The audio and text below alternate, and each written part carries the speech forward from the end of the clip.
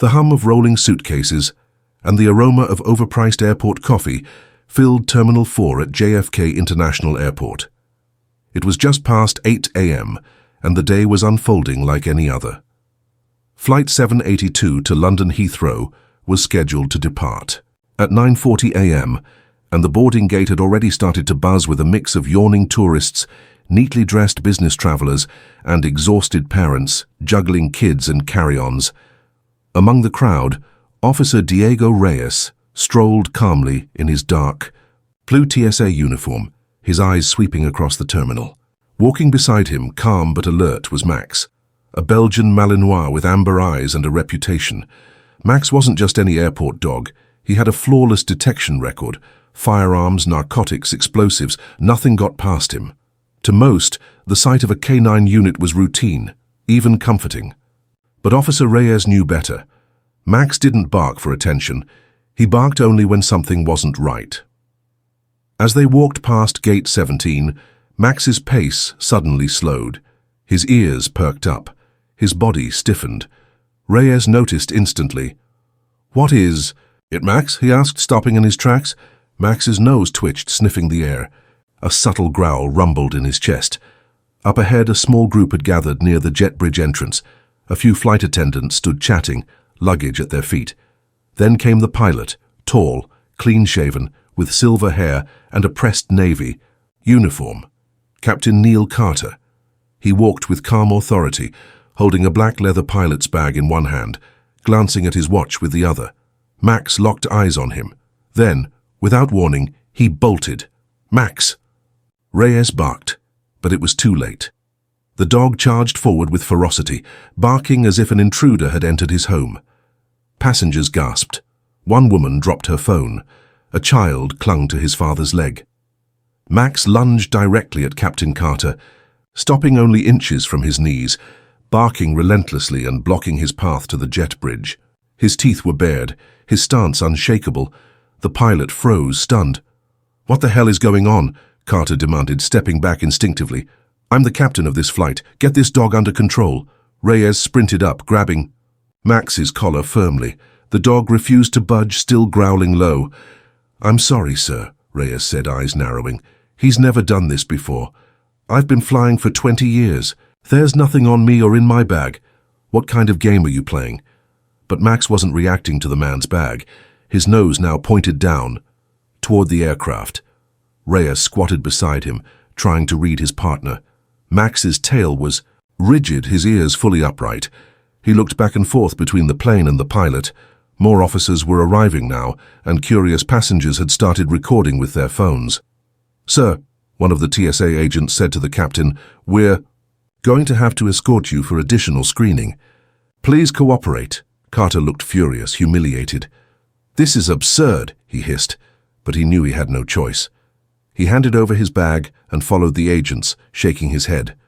Reyes, meanwhile, watched as Max circled near the plane's front tire and lowered his nose toward the ground, then slowly lifted it, sniffing at the air right beneath the plane's body. And then Max did something Officer Reyes had never seen him do before. He sat down, lifted one paw slowly, and began to whine. Not bark, whine. Reyes felt a knot form in his chest. It was a warning, and Max had never been wrong. He reached for his radio. "This is Reyes. We may have a situation. I need maintenance and bomb squad at Gate 17, now." Above him, the aircraft. Door stood open. The plane was full of passengers. Crew were prepping to close the doors, and something was waiting underneath. Officer Reyes's hand trembled slightly as he let go of the radio. Max wasn't whining anymore. He was standing rigid again, locked onto the plane like a statue. Every hair along his back bristled, his eyes laser-focused. On the aircraft's underbelly. "Gate 17 has a positive alert from K9, Reyes said into his earpiece. "I repeat, positive alert. Possible explosive detection." Within minutes, a ripple spread across the terminal. TSA agents quickly set up a perimeter. The nearby boarding gate was cordoned off, and uniformed officers began ushering confused passengers away from the jet bridge. Families were told to move, Announcements echoed across the terminal, asking everyone near Gate 17 to evacuate the area immediately out of an abundance of caution. Inside the plane, the flight attendants were still prepping the galley when an airline supervisor boarded. "Everyone out now," he said calmly but urgently.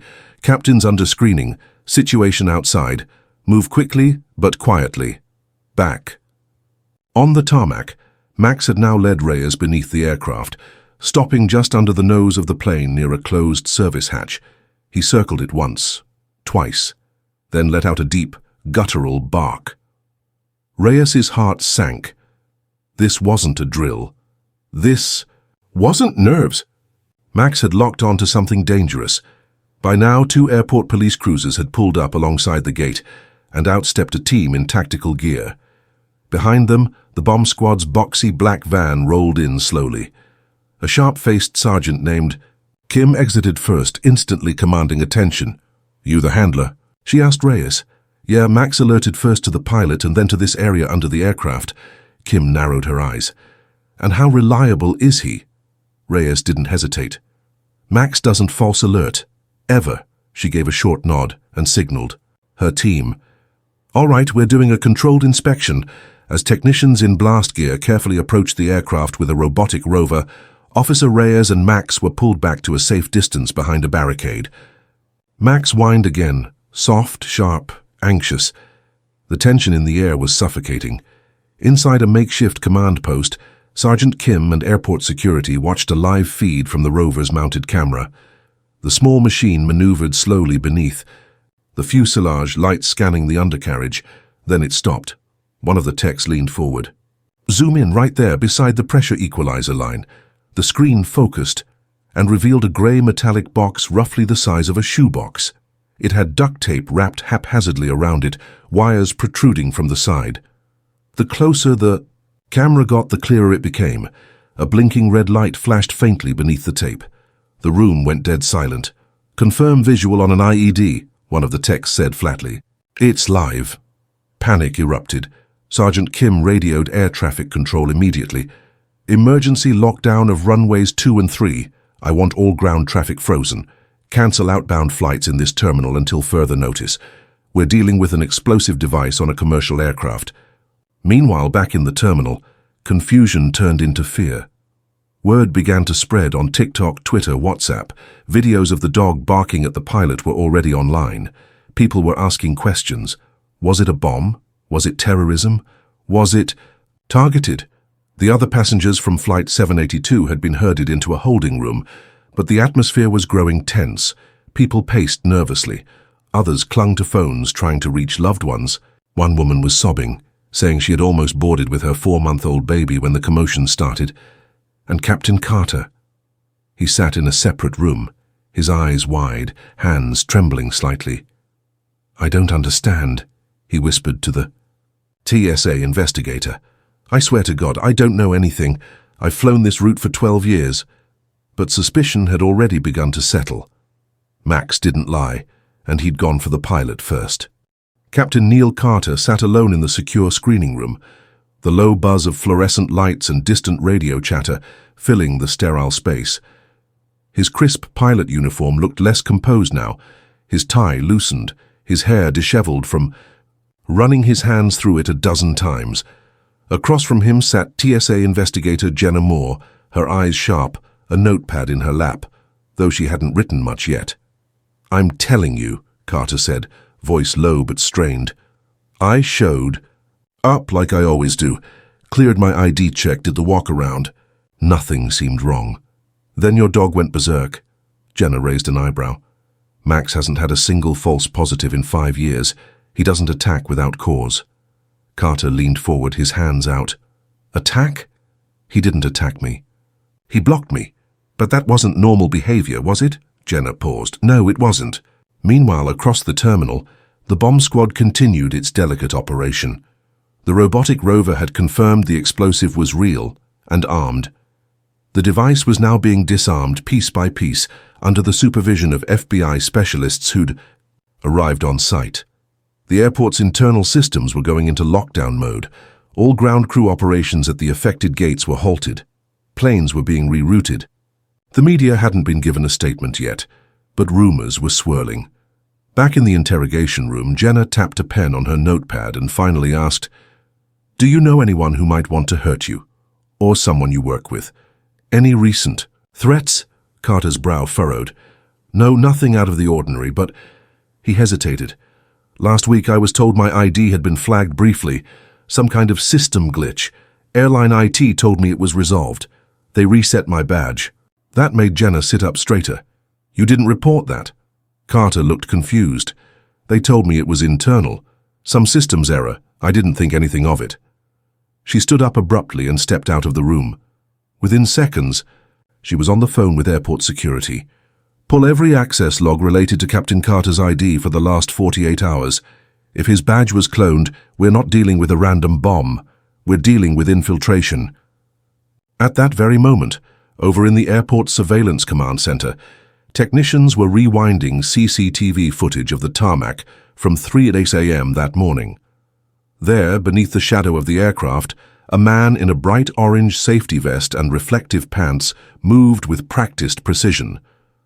He approached the plane's belly, crouched near the hydraulic panel, and disappeared from view for exactly 4 minutes. He looked like any ground crew technician, except the ID tag hanging around his neck didn't match his face. Facial recognition. Software kicked in. "Red flag." "Who is he?" one of the techs asked. The reply came from an FBI agent who just walked in and scanned the screen. "I know him. Name's Marcus Delane, former military.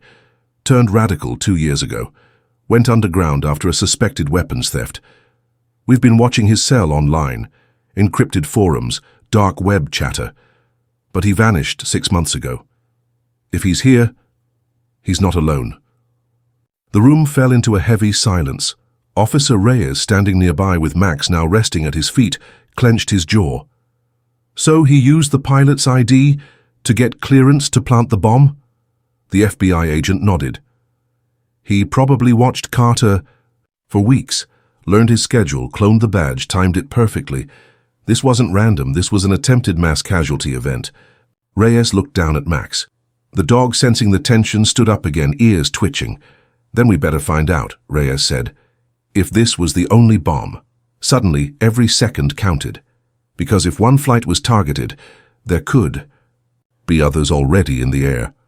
A tense hush settled over Gate 17 as the bomb squad crouched around the exposed compartment under the aircraft's belly. The robotic rover had done its job, located the device, transmitted live visuals, and confirmed what everyone now feared. The bomb wasn't a decoy. It was real, it was complex, and it was armed. The head of the squad, Specialist Nora Whitman, examined the live feed from her tablet. The device had all the markings of a professional job. It wasn't some crude pipe bomb. It was tactical, concealed with precision, and wired to a pressure-sensitive detonator that would have triggered the moment the plane ascended past a specific altitude. If Flight 782 had taken off as scheduled, it would have exploded in mid-air over the Atlantic with 212 souls aboard. Whitman looked up at her team. "We're not dealing with amateurs. Whoever built this knew the aircraft's schematics and access points." She tapped her headset. "We're going in. I want quiet, no metal tools and no slip-ups. One static spark, and this becomes a mass casualty scene." Within minutes, the team began the painstaking process of disabling the bomb. Each movement was precise and methodical, first isolating the ignition system, then disconnecting the timer. A second team scanned the surrounding compartments for secondary traps. Meanwhile, at the airport's crisis center, Reyes stood with FBI agent Sloan, watching the whole operation unfold on a wall of screens. Max sat by Reyes's side, eyes never leaving the activity on the monitor. The room smelled of stress, coffee, sweat, and the sterile bite of fear. "Tell me something, Sloan," Reyes said, voice low. "This guy Delane, you really think he was working alone?" Sloan shook his head. "No. This is too coordinated. You don't infiltrate a major airport and plant a bomb under a live aircraft without help. At minimum, he had a spotter, possibly more." At that moment, a technician called out from another station. "We've got another hit. Same fake ID. Was used to access Maintenance Hangar 3, just after midnight. That's where Flight 436 was docked. Sloan turned sharply. That flight left this morning. Where is it now? A quick keystroke. A flight map loaded. A green blip marked Flight 436 to Munich, currently over Newfoundland, cruising at 34,000 feet. Reyes's stomach dropped. You need to get that plane down now. Sloan was already on the phone with the FAA. While the second threat loomed in the skies back at the bomb site, Specialist Whitman had successfully isolated the detonator. Carefully, she detached the final wire, read, frayed, and taped down, with surgical precision. Devices disabled, she confirmed over the radio. I repeat, devices fully disarmed. Prepare for containment transport. The room exhaled for the first time in an hour. But the relief was short-lived. Just as Whitman stood up from the aircraft's underbelly, her assistant called out, "Ma'am, there's something else." He pointed to the inside wall of the compartment, where a tiny plastic pouch had been taped beside the bomb's housing. Inside it was a folded index card. Whitman pulled it out with tweezers and read aloud, "1 down, 3 to go. Let's see if you're paying attention." M.D. The initials sent an electric jolt through the team, Marcus Delane. "This was never just about one flight," Whitman whispered. "He wanted us to find this." Reyes's phone rang. It was Jenna Moore from TSA. "We've just confirmed that one of the ground crew badges scanned at Gate 14 an hour ago belonged to an employee who's been on medical leave for 2 weeks. Gate 14's connected to a flight that left 20 minutes ago, Flight 229, domestic, headed for Chicago." The realization hit everyone like a punch to the gut. They weren't chasing a single bomb. They were chasing a coordinated multi-flight attack, and one by one the clock was running out. The control room pulsed with tension. Screens flickered with flight paths, staff sprinted between terminals, and alarm sirens continued to echo through the restricted sections of JFK. Agent Sloan's voice cut through the chaos as he barked. Into the phone, "We need to divert Flight 436 immediately, quietly. Don't tell the passengers. Say it's a technical fault, bad weather, anything. Just get that plane on the ground." At the same time, a second FAA controller was coordinating with O'Hare International to reroute Flight 229, the Chicago-bound flight linked to the stolen ID badge. If there was a bomb on board, as the note suggested, it was in the air right now, with 184 people completely unaware that their lives could end mid-flight. Officer Reyes stood in front of the main flight tracking screen, his jaw tight. Max sat, alert at his side, eyes darting between humans and machines like he could sense the urgency building. 3 to go, Reyes repeated, thinking aloud. That means 4 total. We've got Flight 782, disarmed here. Flight 436 in the air to Munich. Flight 229 headed to Chicago. What's the 4th? He turned to the nearest communications officer. Get me a list of all aircraft Marcus Delane could have had access to in the last 24 hours. We're already running it, the officer replied, fingers flying across the keyboard. Just then, Specialist Whitman walked in, still in her bomb suit, holding a clear evidence bag. Inside it was the disarmed device. Dozens of wires, a pressure sensor, and a small GPS module. Whoever made this, she said, knew what they were doing. The GPS triggers the altitude sensor. It wouldn't have gone off until the aircraft was deep over the ocean. Maximum devastation, no chance of rescue. Reyes narrowed his eyes, and that note wasn't just a threat. It was a taunt. He wanted us to find the bomb, wanted us to chase him. Sloan turned from his monitor. Then we're not just preventing attacks anymore. We're playing a sick game. 1,000 feet above ground, in the cabin of Flight 229, everything appeared normal.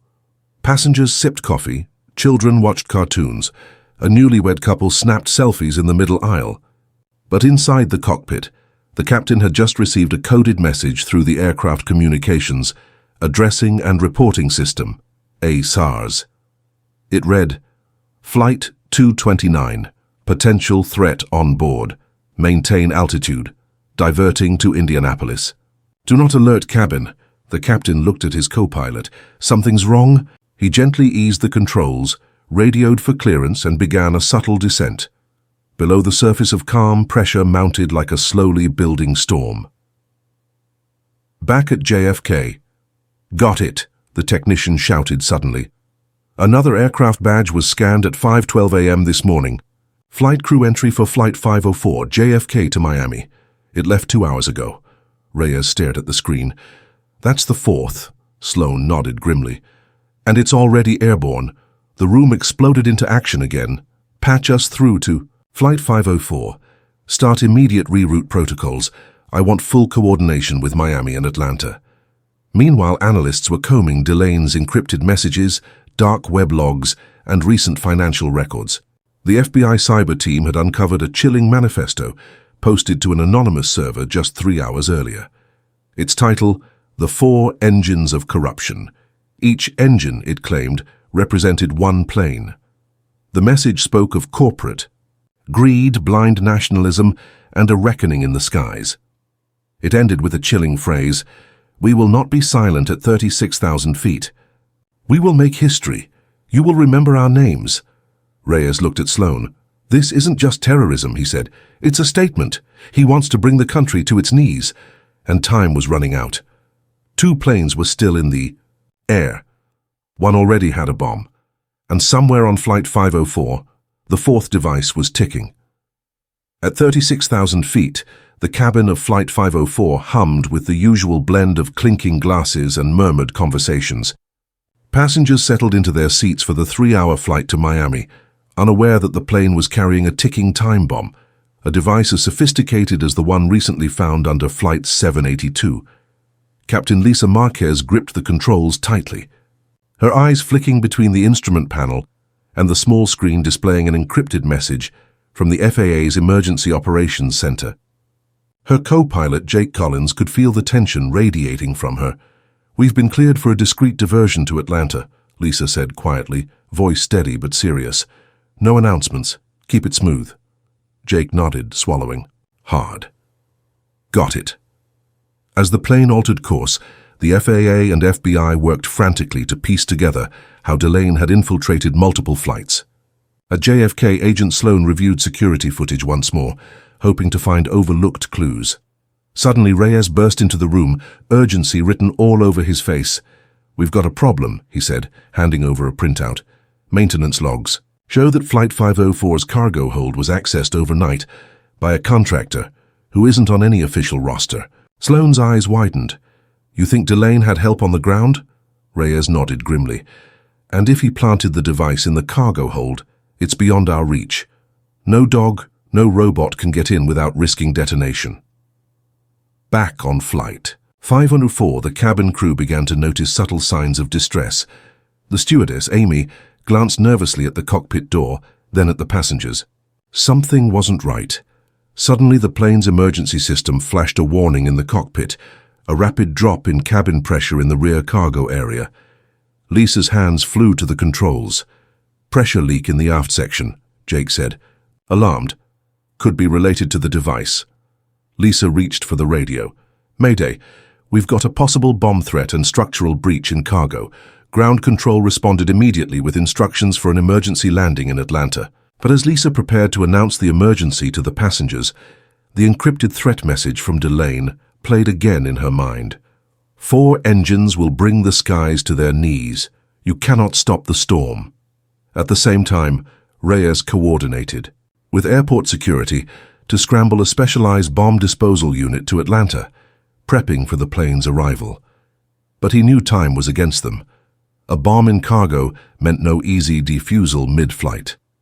Meanwhile, FBI cyber analysts traced Delane's last known location to an abandoned warehouse on the outskirts of the city. Surveillance footage showed a man fitting his description, driving a van loaded with electronic equipment shortly before the first bomb alert.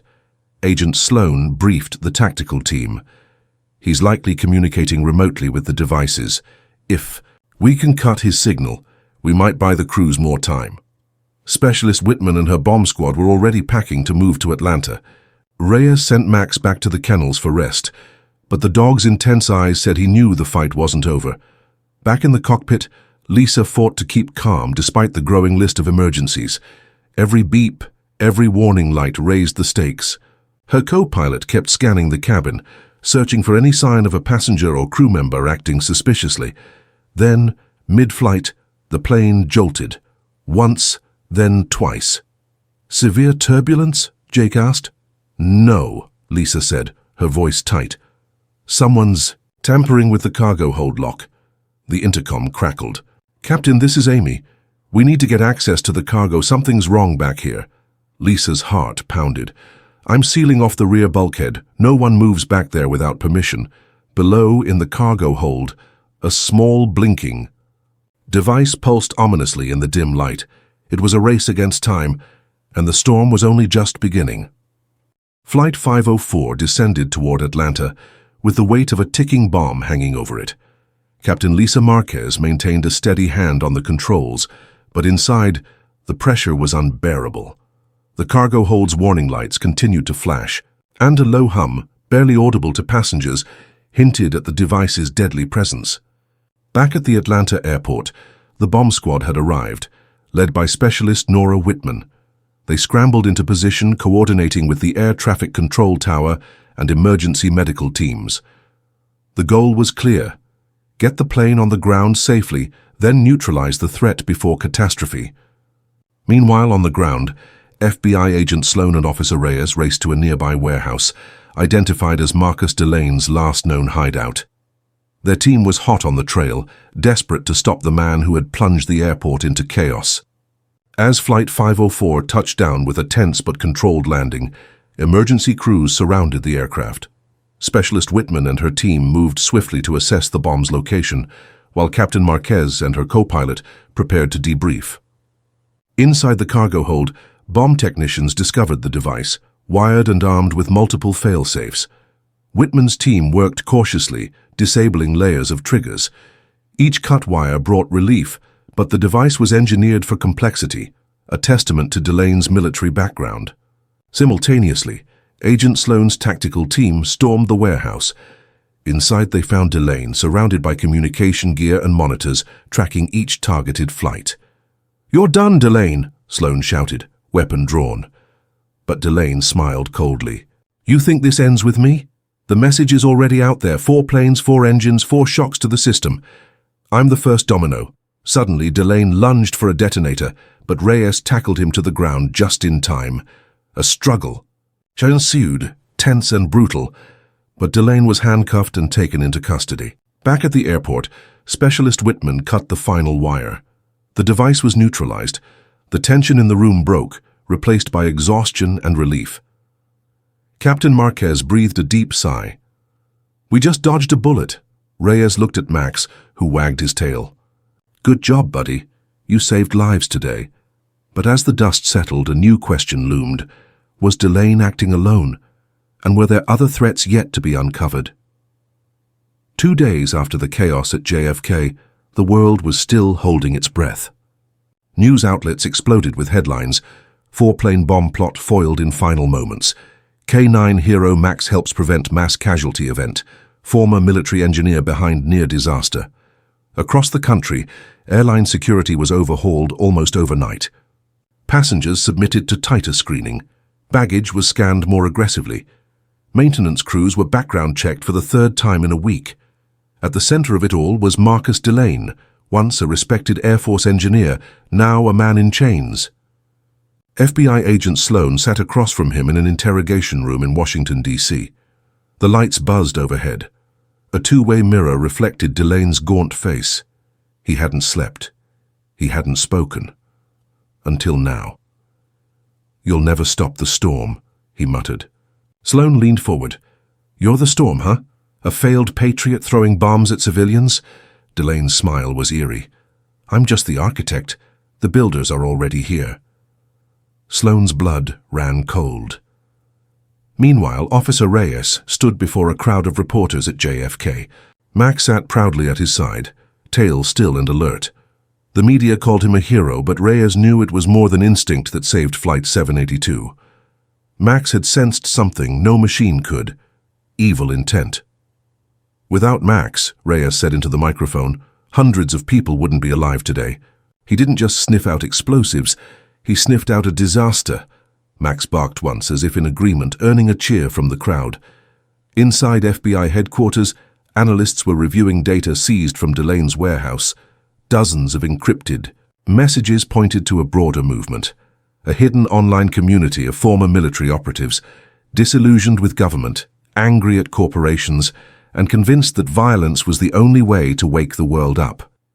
Codenamed Project Halcyon, it wasn't just about 4 planes, it was about escalation.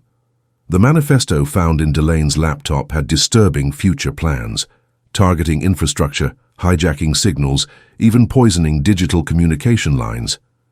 This was never about one man. It was a blueprint for a domestic war. Captain Lisa Marquez, still processing the events aboard Flight 504, sat quietly in her hotel room. She watched the sunset from her window, the sky a calming gradient of gold and violet. It was peaceful, but it no longer felt safe.